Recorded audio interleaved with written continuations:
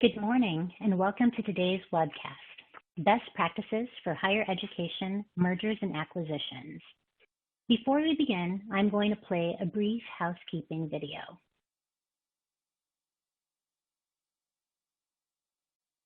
Welcome, and thanks for joining us. We're pleased to present another in our ongoing series of continuing professional education webcasts to help companies and individuals conquer challenges as they plan for what's next. Our presentation will start in a few moments. Before we begin, here are a few things to keep in mind. You can customize how you both view our presentation and interact with the presenter. For better viewing, close all other applications and turn up your speaker volume. You can also adjust window size and placement or enter full screen mode using the controls at the top of the window or dragging the bottom right-hand corner to resize. At the bottom of your screen, you'll see a series of icons, each relating to a different aspect of our session. You can download the group attendance sheet and a PDF copy of today's slides from the slide deck and handouts widget to the right of the slide view. You can ask our presenter questions during the webcast by typing a question in the Q&A window below the slide view and clicking submit. We'll do our best to answer all questions during the presentation or follow up via email. If you experience technical difficulty during today's presentation, refresh your browser by hitting the F5 key. Today's session will offer you 1 CPE credit. To receive credit, you must meet the requirements as specified by the National Association of State Boards of Accountancy. You must attend at least 50 minutes of the session and respond to at least 75% of the polling questions, which we'll ask throughout today's presentation. To respond to a poll, click the button next to your answer. We'll track your progress and alert you when you've earned CPE credit. You can then click the certificate icon in the CPE Progress widget to open a PDF file that you can save to your computer. Don't worry if you can't download your PDF certificate today. We'll email a copy to you in 2 weeks. If you're attending this webcast in a group, you must complete our attendance sheet to receive CPE credit. The attendance sheet is available in the slide deck and handouts widget. Please have all group members sign it and send only 1 sheet per group. Also note that CPE credit can be awarded only to participants registered as themselves and isn't available to participants who view the on-demand version. As a reminder, the presentation you're about to see isn't legal, investment, or accounting advice. We encourage you to seek the counsel of a professional service provider to apply this content to your specific circumstances.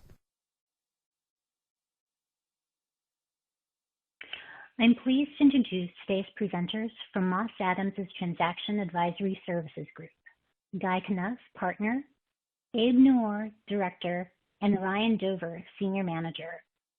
Also joining us today is Pat Caudle, Controller and Director of Financial Operations at the University of Redlands. With that, I'll turn it over to Ryan to get us started. All right. Well, thank you, Pam, and thanks again, everyone, for joining us today. We really appreciate your time. With that, I think I'd like to begin by taking us through the agenda for today's presentation. We're going to start with a look at the state of higher education, how things are going financially, what student enrollment trends look like, among many other topics. Next, we'll take a look at higher education M&A trends and discuss, how you should be thinking about approaching a merger or consolidation. And then Pat from the University of Redlands, she's going to be taking us through her thoughts and observations from a merger that she was recently part of. And lastly, we'll finish with a Q&A session to try to answer as many unanswered questions as we can. So let's get started.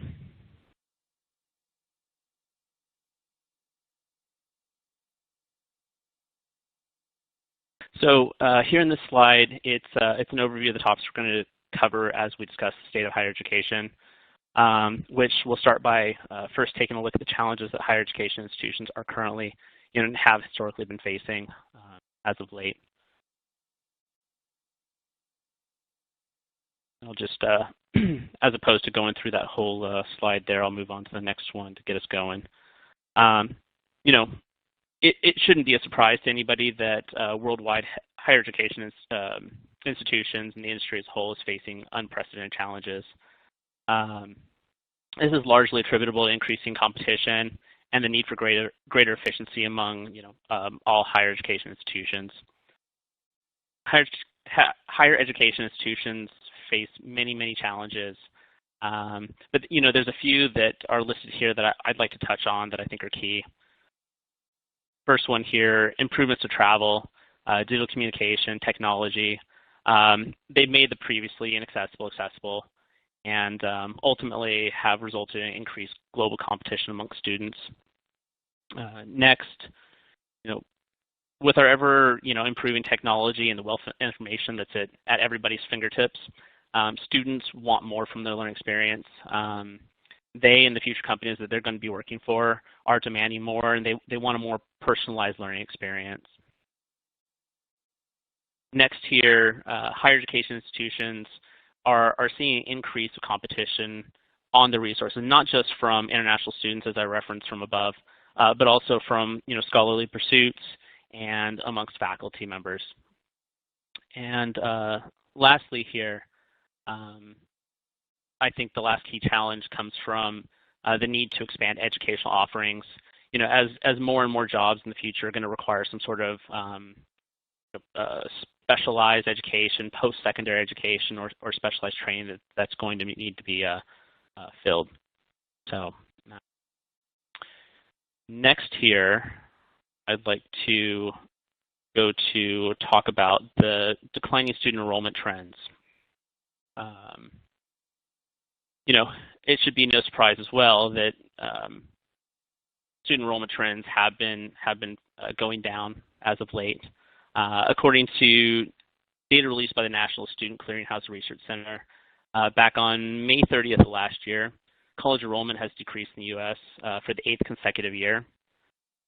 If you look at the table here, the table presented shows year-over-year change by semester, and it starts from fall 2015 there, and it goes through spring of 2019, and shows separately four-year public institutions, four-year private and not-for-profit institutions, four-year for-profit institutions, and two-year public colleges, as well as showing everything in the far left column for all sectors in the aggregate. The overall decline of student enrollment in spring 2019 from the prior year was approximately 1.7%, or what equates to about 300,000 students. And this is slightly up from the previous semester's year-over-year decrease, closer to 1.8%. You'll notice there, if you look at the table, the biggest decline in year-over-year student enrollment is among the four-year for-profit institutions, with a decline of nearly 20% in spring of 2019 over spring of 2018, followed by two-year public colleges. So with that, I'll pass it back to Pam for the first polling question.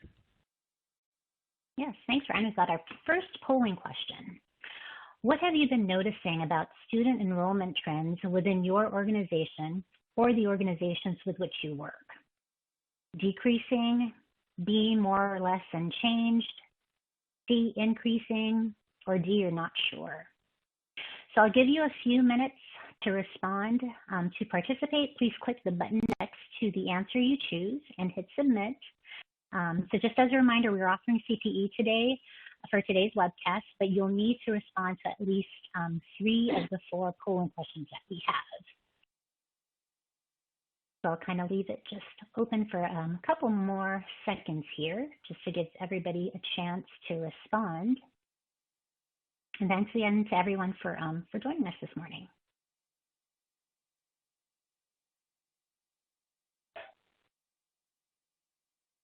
All right, I think I'll go ahead and get ready to close the poll.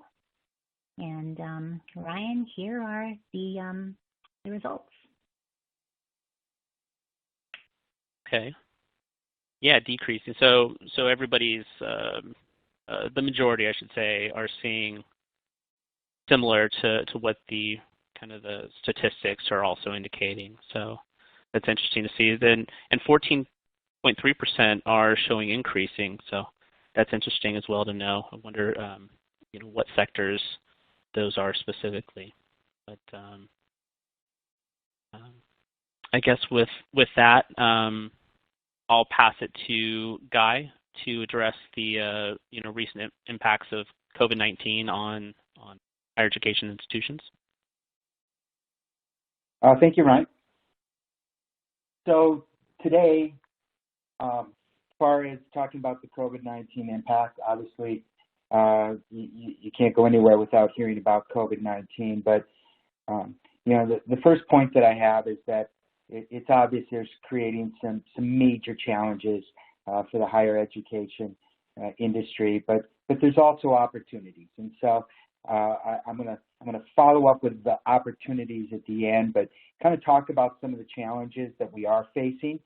And obviously, one of the first is changes to the application and administration process, admissions process. The ability to deliver online. I think most universities have gone that way, and now that it's all online, the ability to take on the swarm of the admissions process and the application process this year, there's going to be significant challenges. The big one, the shift to e-learning. There's been a slow wave in adoption over the past few years, and the pandemic is basically created an industry disruptor. I mean, it's now a tsunami in as far as adoption, because most programs are going to have to go to online and have to move to an e-learning environment. And it's going to create many challenges in that regard to create a same teaching environment at the same level that most universities are used to delivering. The impact on international students. No surprise there. Anybody that reads the Wall Street Journal saw the headlines this morning, noting that Harvard and MIT are suing the Trump administration over the policy of barring international students from coming or remaining in the U.S. if their classes are all online. So stay tuned to what is going to happen there, but obviously the impact on international students, and I think most universities have somewhere between 10 and 20% of their enrollment are international students. So that's going to obviously create a tremendous impact on universities. Operations and endowment losses. Again, budget cuts. Universities have been through, several that I've been through, recessions. And, budget cuts, they're no stranger to them, but this time it feels a little different. And, I think there's going to be millions of dollars, if not hundreds of millions of dollars at major universities that are going to have to be cut. And the impact of that is obviously going to be tremendous. And then the financial impact on student loans.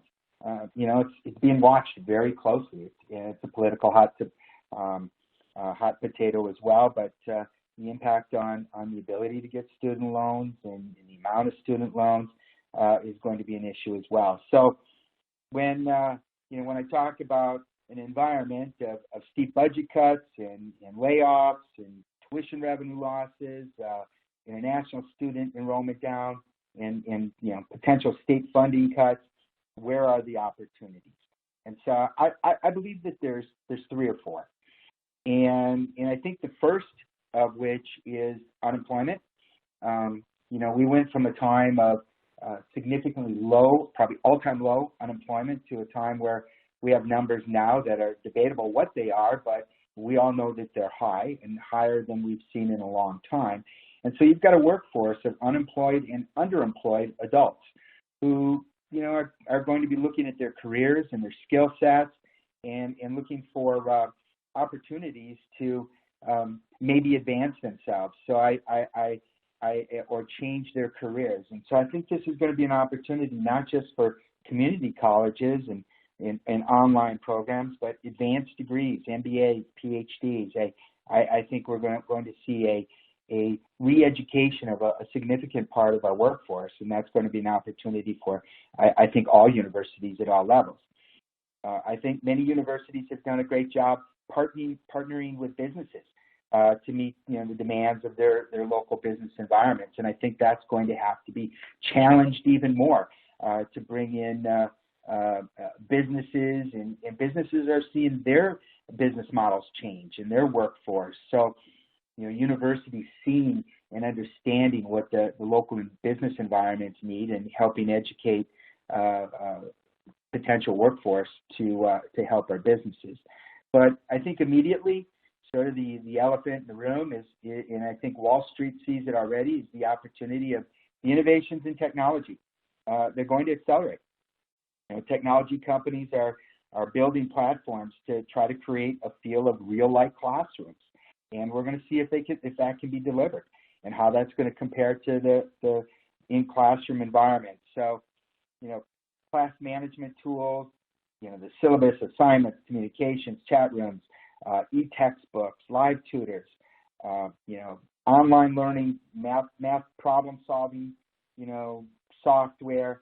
The technology is there. It's been a slow rate of adoption, but as mentioned, the pandemic is going to force this upon us.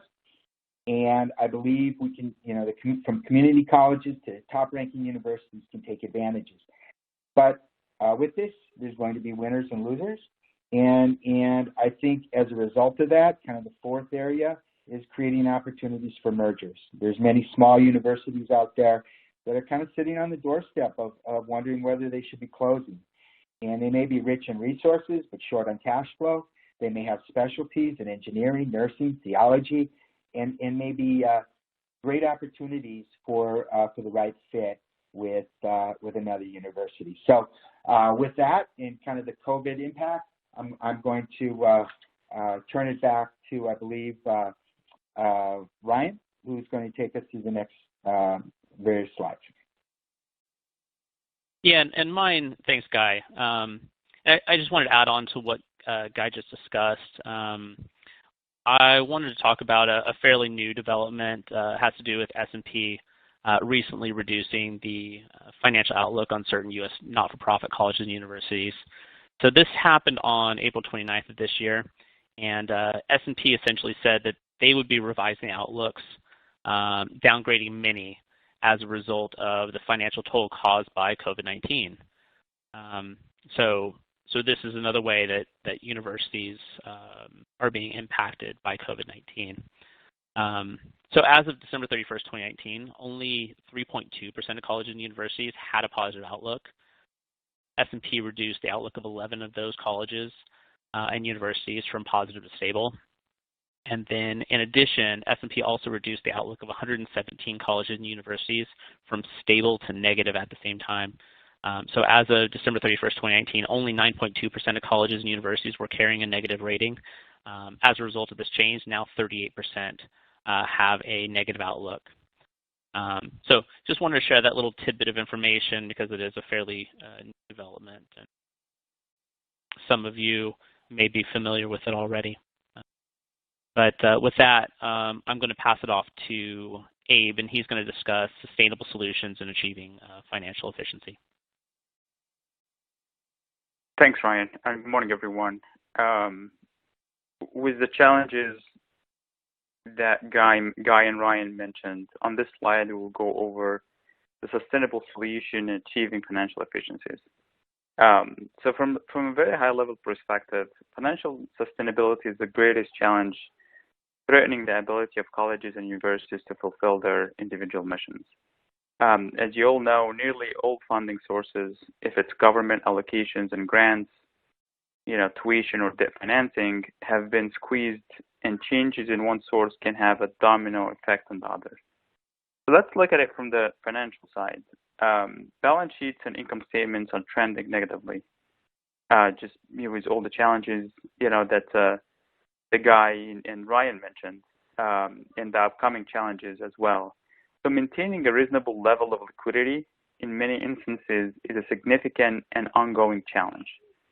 So mainly to remain viable, colleges and universities need to contain tuition, maybe increase affordability and broaden access to embrace the need for change. With the online and the COVID-19 sort of impact on education, embracing the need for change is going to be an important element here. And the ones that can adapt to change are the ones that probably will make it, and the ones that are not open for change will struggle. And lastly, diversifying funding sources to address revenue shortfalls. So let's look at it from the raising tuition standpoint. Considering what's going on in the COVID-19, raising tuition could be a solution, but this option may be maxed out given the significant increases to date and the resulting decline in the student enrollment and the potential of further declining in enrollment as well from foreign students and foreign sort of enrollment that Guy mentioned. Considering that colleges and universities cannot rely as heavily on state and federal funding as they have in the past, fundraising, asset monetization, and taking on additional debt could be the only way here. So with that, I will pass it to Pam for the polling question number 2, and we'll come back with discussions around that question. That's good. Thanks, Abe. Here's polling question 2. In addressing the changing environment of higher education, which of the following initiatives have affected the overall financial sustainability of your organization or the organizations with which you work? A, aligning academic programs with broad market needs. B, collaboration with local employers to align academic programs and provide workplace experience. C, shift in focus to non-traditional students. D, seeking out alternative sources of revenue. E, focus on affordability. Or F, maybe some other areas there. So again, if you'd like some CPE credit today, you will need to respond to 3 of our 4 polling questions. And then for those of you that would like to a copy of today's slide deck, you can download them from the folder that says Slide Deck and Handouts to the right of the slide view. We will also be sending the slides via email after this webcast in case you have any trouble accessing the file. So I'll just leave this poll question open for just a couple more seconds, just to give all of you a chance to respond. Again, just select the button that corresponds to the answer you choose, and don't forget to hit submit right there on the bottom right corner. All right, I'll close this here and let us take a look at the poll results. And Abe, I'll turn it back over to you.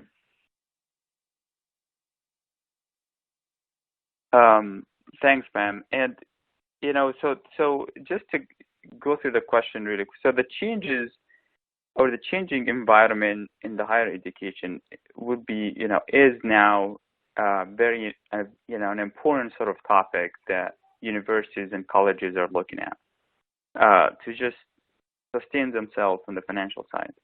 And it seems like the answer is F, which is other.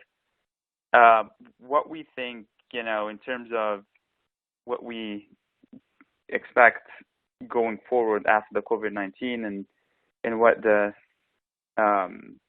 foreign student sort of impact on enrollment will result is really adapting or changing the structure of education. If it's online, technology wise would be an important element. And maybe that's the F, sort of the ones that selected F, which is technology, looking more at ways to deliver the curriculum not by an auditorium or sort of a live class, but versus something more efficient than online classes. That would be sort of what we envision in the next stage here. On the next slide, excuse me. On the next slide, we will discuss the M&A state of the higher education sector. We'll go over some areas here, including the historical M&A activity. When should you consider a merger, the cost of a merger, and a 20-60-20 rule. We will also go over some tips for having an effective merger.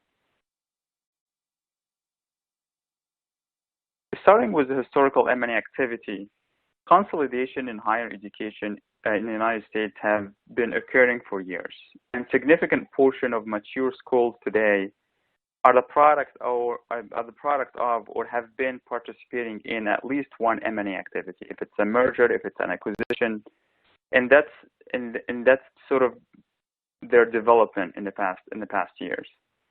As you can see here in the chart, I would say close to like 30 large mergers took place in the past decade, and that's the highest compared to the prior periods. If you look at the 20s and the 19s, where the average would be anywhere between 10 to 15, but starting from the 2020 up until today, we've seen 30 plus large sort of mergers happen recently as well. So when should you consider a merger? Let's start with the benefit of a merger in the higher education sector, and then sort of dig into more, when should you consider a merger? So with all mergers have a potential for a range of gains and costs that should be weighed against each other, obviously. Gains include opportunities for realizing financial savings, maybe leveraging greater size and scale in multiple areas, or maybe just deploying stakeholders. However, cost savings or simply being bigger should not be the only and probably not the primarily drivers of a merger. The decision to consolidate institutions is never easy. It comes with a lot of complications, a lot of time, a lot of decisions, and it comes with cost as well. But should be considered when the desire to significantly improve. A lot of colleges now that has auditorium sort of school strategy, we'd be looking at maybe acquiring a platform that's more online, that has a technology standpoint, that will improve their quality, deliver the right sort of value to the students. One important element that must be taken into consideration as well is the cost of mergers. And I will turn it to Guy to address this important element in the next slide here. Thank you, Ed. So the cost of a merger, and obviously the process of consolidating or merging, higher education institutions can be costly, and really it should not be underestimated. And probably in many cases, what you think it would cost, you'd probably be surprised that it's significantly higher. And part of the reason why is, time is not a friend when it comes to a budget. The longer it takes, the more it's going to cost. And like many companies in the private sector have plans, strategic plans, growth plans that include mergers and acquisitions as is part of their normal course, and are well in depth at the process. Most universities, higher education institutions are not. They may find an opportunity and start to talk, and in the private sector, I would equate it to, it's like turning a speedboat versus at the higher education, maybe what it takes to turn an aircraft carrier. It's a much longer and somewhat deeper process to go through and consolidate two institutions. And a few of the things we have listed here are just some of the few considerations, and the first of which is to have a strong mergers and acquisitions M&A advisor and post-merger integration team. At Moss Adams, we don't have one person that walks around saying, "Hey, I'm it." We have a very strong higher education group that audits universities and has done so for many years over their entire careers, and have in-depth knowledge of the workings of universities, and they need to partner with our transaction services, our real estate group, our valuation group, and as a team to bring an M&A solution. And if you haven't been there before or done a higher education merger or consolidation, it's quite a learning experience. And so to have a team that's done it before will save you definitely money. The branding, communications, the university relations, the time spent, bringing forth and understanding what's the message we want to bring and how we're going to deliver this to the public. There's obviously a huge cost in that. Addressing the human capital needs is quite obvious. Developing programmatic growth and synergies and short-term wins. Really, we're going to talk in a minute about the 20-60-20 rule, but success breeds success, and focusing on the small wins and promoting within in integrating. The process of integrating is very expensive. Building the necessary infrastructure to be successful, and obviously weighing versus the opportunity costs of the money that you're going to spend versus not. And then, the expenditure of political capital and the cost of leadership. So, the cost of a merger is not to be underestimated. However, if you've got the right team, they spend significant time, the right time planning it out and conducting the right process, it can be very successful. So with that,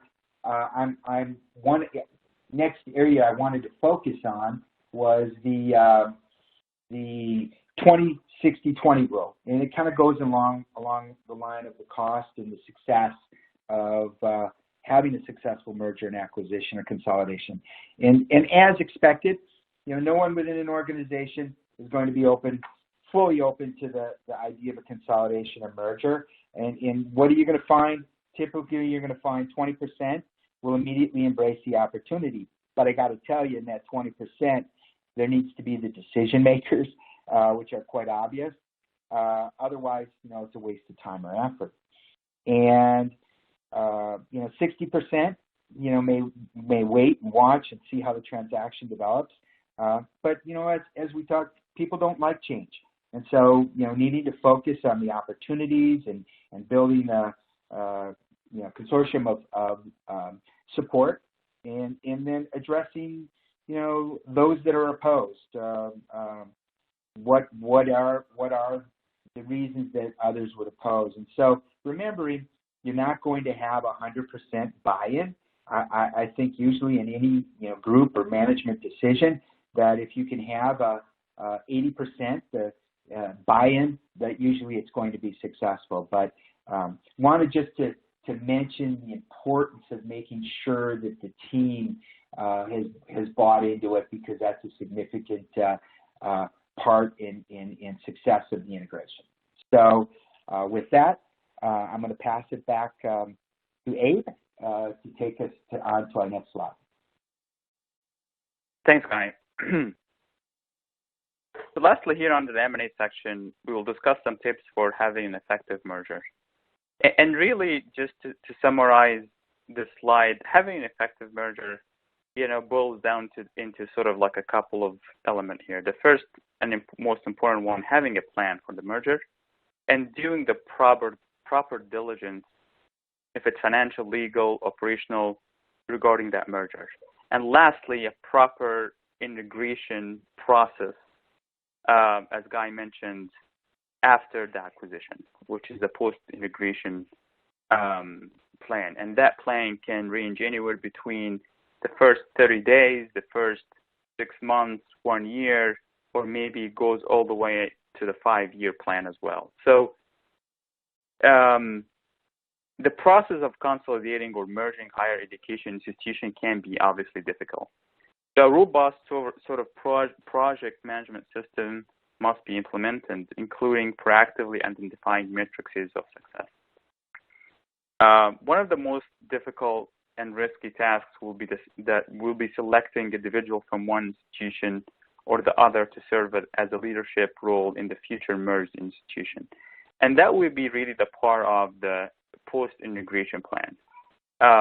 Is to find, obviously, both sort of institution will have a CEO or a CFO or a controller, but finding that sort of one person that will lead the new entity going forward is typically identified, during the post-integration plan and be part of your plan before even stepping into this acquisition. So with that, I will pass it to Pam for the polling question number 3, and then we will cover the answers as well on that one. Yeah, good. Thanks, Abe. Off to our next polling question. What is the primary reason within your organization or organizations with which you work for pursuing a merger or consolidation with another institution? Is it expanding geographic footprint, expanding academic offering to students, additional institutional resources, cost savings, other, or you just have not pursued a merger or consolidation recently? So again, I'll leave the poll question open for a couple of seconds. Don't forget to select the button that best corresponds to your answer, and don't forget to hit submit. And then just as a reminder, once you have completed all CPE requirements, you will be able to download a PDF of your CPE certificate from the CPE progress window to the right of the slide view. All right, I'll just leave this open for just a few more seconds, and I'll close it here shortly.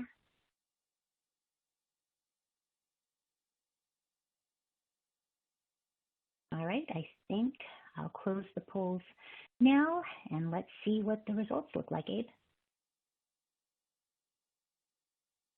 Thanks, Pam. And as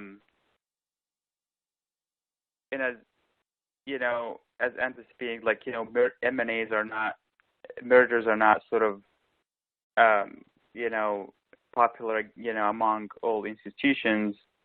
And the right merger, looking at the right opportunities is very important. So cost savings and obviously, you know, the answer F here is has not pursued a merger or a consolidation recently is due to the element of, you know, what we think would be the right sort of partnership or the right merger for everyone.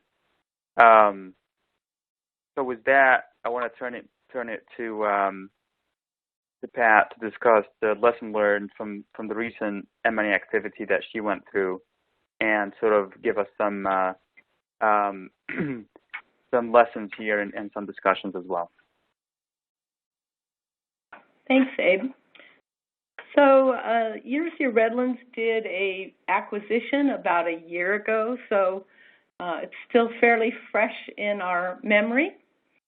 Today I thought I would just talk a little bit about our M&A advisors and some of the lessons we learned and some of the observations of things that we experienced at our institution, and address any questions that you have. If you have questions as we go along, or you want some feedback on things that you're thinking about a merger or acquisition, just pop that question in and we'll get to it at the end.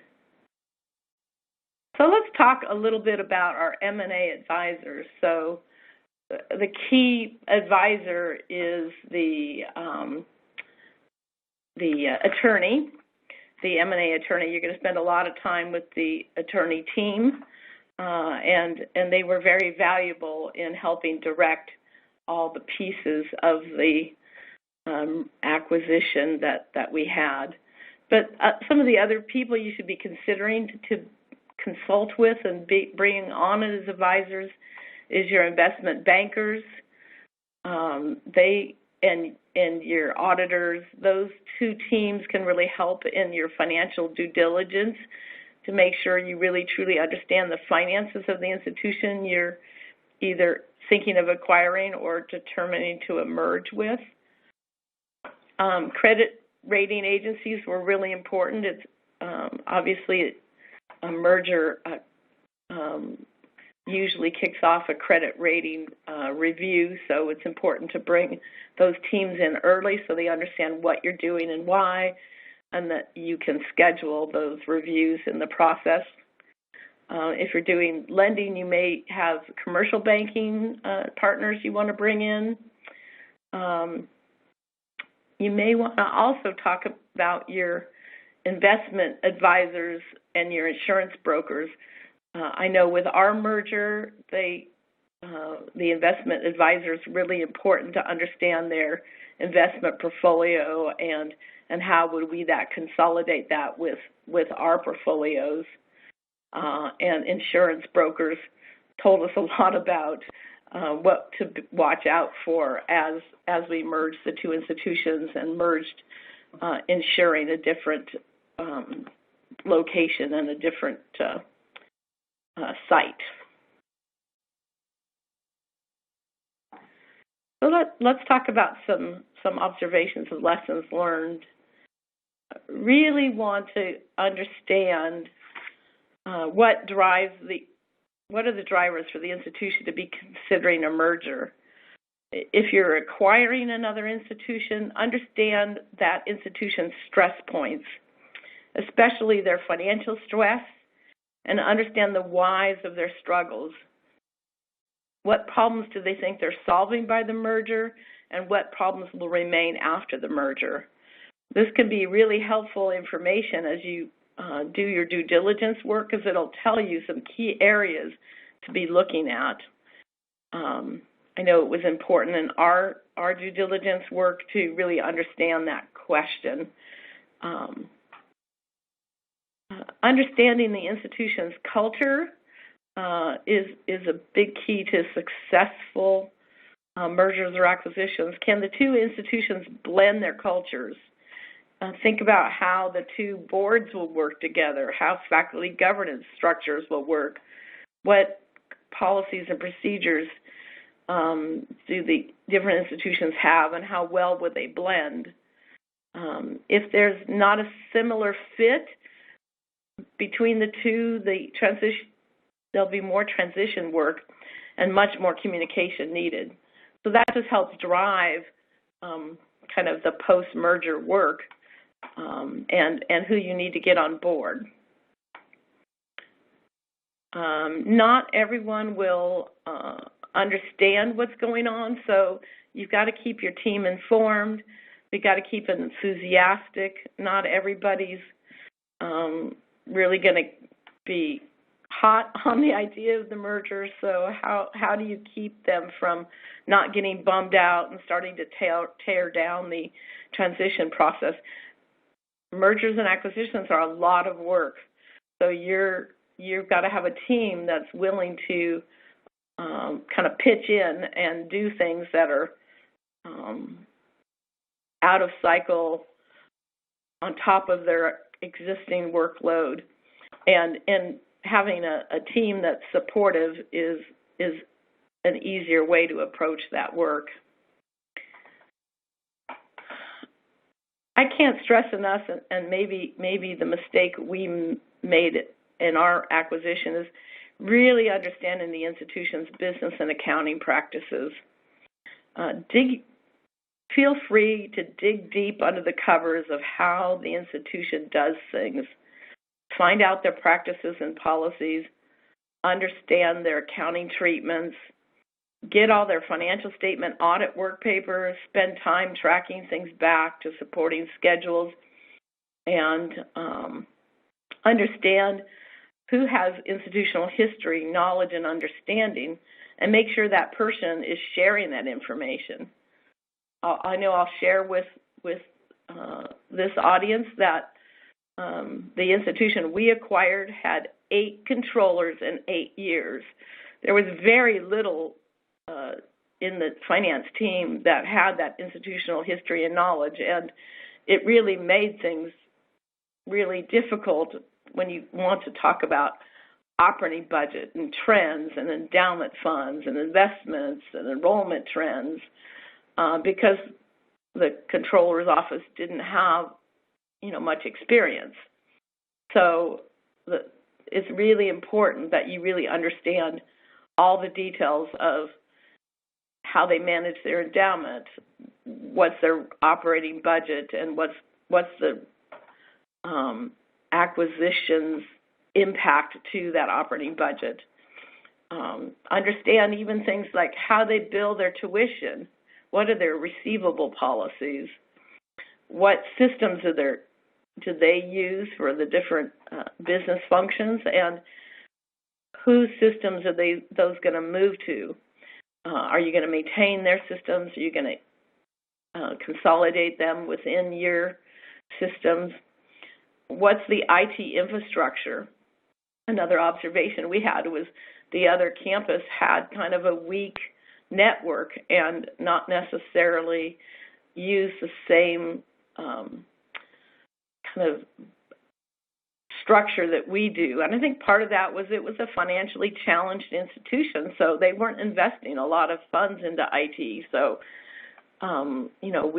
we had to do some actions as the merger was being completed to make sure that we had a strong IT structure at the new institution.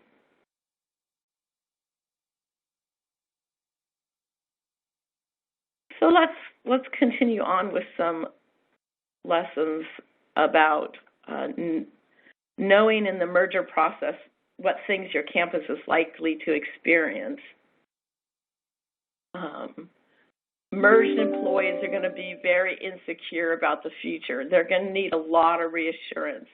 I know in our case, a lot of the other institutions, the acquired institutions, employees were let go. So that created a sense of unease for the other employees.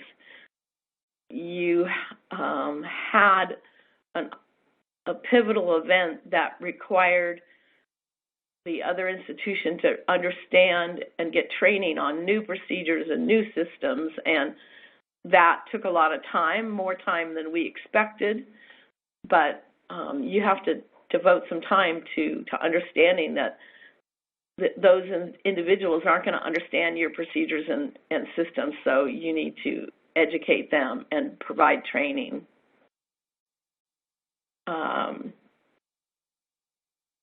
The merged students are going to have a lot of questions. They're going to feel like, what's going to happen to them academically, their faculty, the student housing and billing processes, what are those going to be? How do they pay their student account? But really concerned about the history of their and traditions of their institution, and are those going to be honored and supported, or are those, significantly different? I think students haven't make choices to the institutions that they attend, and part of that is culturally, traditions, and historic aspects. The faculty really represent that. And I think the technology teams will be very busy troubleshooting networks, computer setup, system integration. That's going to take a lot of time, and understand that all that takes time away from the amount of time that the IT staff can do to support regular operations at the institution. So you have to accommodate for that and plan for that. Finance and accounting teams are going to be very busy. Things like even trying to determine the accounting entries for the opening balance. What are the audit procedures for those opening balances? The areas that really took the most time and effort was, things like dissecting investments and endowments. What are the restricted accounts? What are those restrictions? How are those going to be maintained? So those were some of the likely experiences that our campus experienced.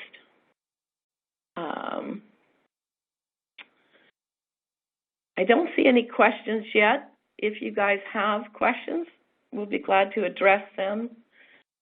If not, I think we're probably ready to go to the polling question. Yes, thanks, Pat. I can take us through the next poll question. Perfect. So thanks, Pat. Here we go. What do you believe should be the primary area of focus when contemplating a merger or consolidation with another institution? Is it A, understanding the drivers that led to the merger or consolidation? B, understanding the institution's culture? C, creating enthusiasm among your team? D, understanding the institution's business and accounting practices? Or E, other? So this is our last polling question for this webcast. Again, just as a reminder, if you'd like to receive CPE, you'll need to respond to at least, or you would have to have at least responded to at least 3 of the 4 polling questions. Don't forget to select the button, to the answer you choose, and don't forget to hit submit so that we can record your responses. And again, just a quick reminder that if you'd like a copy of today's slide deck, you can download them from the folder that says slide deck and handouts to the right of the slide view. And again, if you have any trouble, we'll be sure to email a copy to all of you here, and you should receive that link sometime today or tomorrow. So I'll leave the poll question open just for a couple more seconds, just in case you're still thinking about your response. And I'll close it here in a little bit.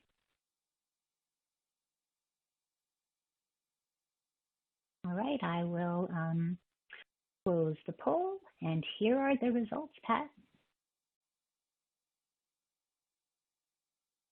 So primary focus seems like the winner is understanding the drivers that lead to the merger or consolidation,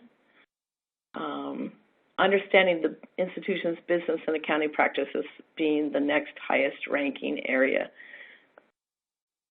I'm a little biased because I think all these things are important. So the primary focus of the finance team really hits those 2 points of understanding the drivers of what the institutions are trying to achieve, and then understanding the institution's business practices and accounting practices are key in really developing the merger approach. So I think, Pam, do you want me to turn it back to you and you can close us out? Yeah. Doesn't appear that we have any questions yet, unless the team has some conversation they want to pose. Yeah, I'd like to thank all of you for today. Again, we'll kind of just leave this open for now in case people have questions. Feel free to submit them through the Q&A inbox. I know in the poll question, based on those that are attending, this may be kind of still a new area as people are kind of navigating it. So, and I know there's a lot of information that has been presented to you today. So maybe just as some additional thoughts, and maybe you're kind of still formulating some of those questions. But obviously, we'll send this slide deck. You'll have access to the contact information of our presenters in case you have, some additional questions after here that maybe you prefer to maybe connect more one-on-one with them. Again, I'd just like to say thank you to Guy, to Abe, to Ryan, and to Pat, of course, for a great presentation today. I think their insights definitely were, just very valuable. I hope you felt that same way too. And then again, just as a reminder, if you attended today's presentation and would like to receive CPE credit, you must complete the group attendance sheet found in the slide deck and handouts window to the right of the slide view. And so if you participated as an individual and met all certification requirements, your certificate is available to download now in the CPE progress window to the right of the slide view. I'll keep this webcast console open for a few minutes to give you time to download your CPE certificate. And a copy of your CPE certificate will be emailed within 3 weeks should you have any difficulty downloading it now.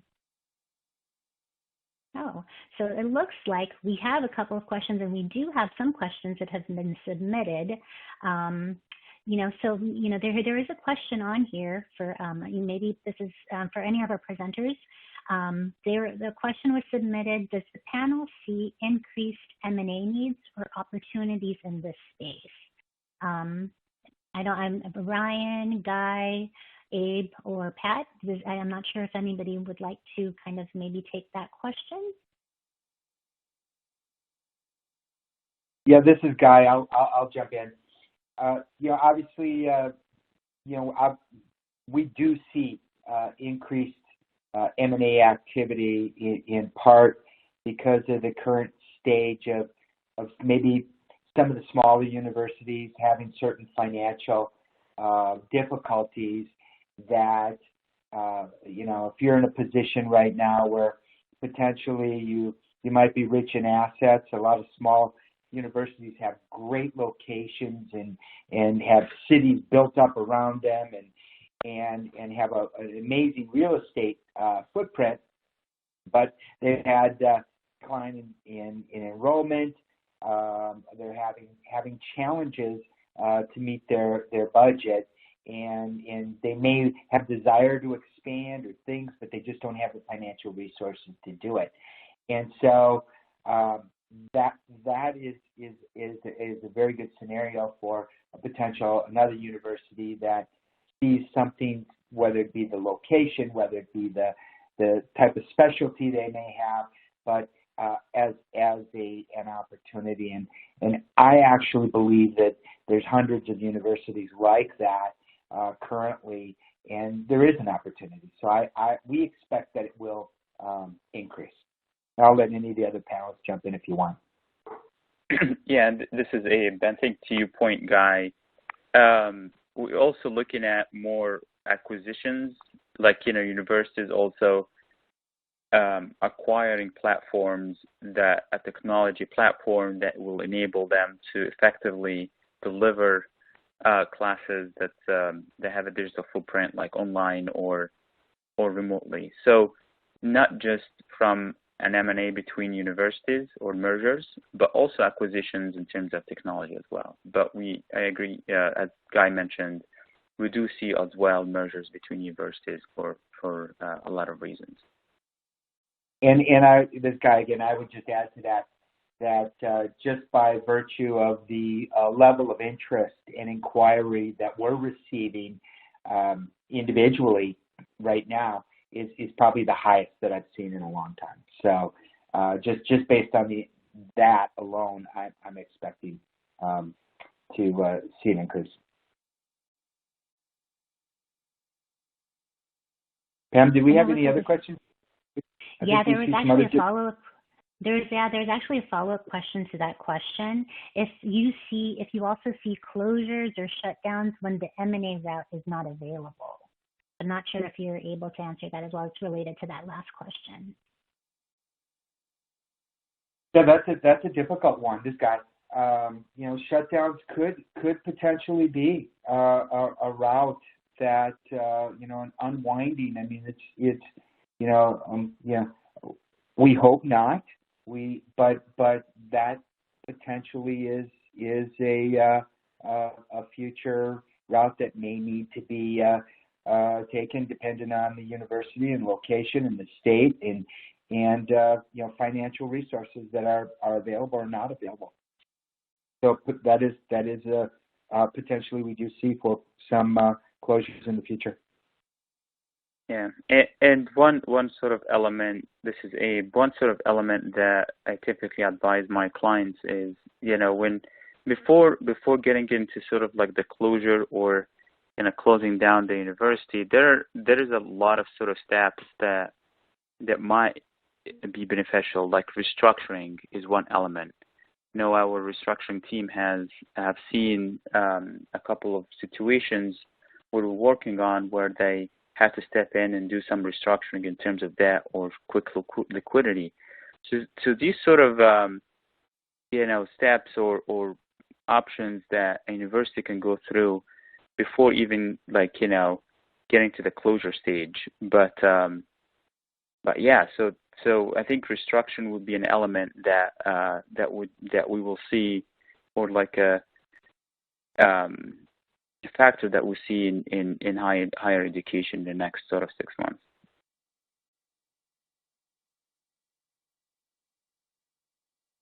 I think we're probably on time right now, and we may have had one more question submitted in the Q&A inbox, but I think we can connect, immediately after this webcast with the person who submitted that last question that just came through. But anyway, again, thank you to everyone who attended today's webcast. Again, here is the contact information of our presenters today. We just want to say just a huge thank you again to Guy, to Abe, to Ryan, and to Pat just for a great presentation today.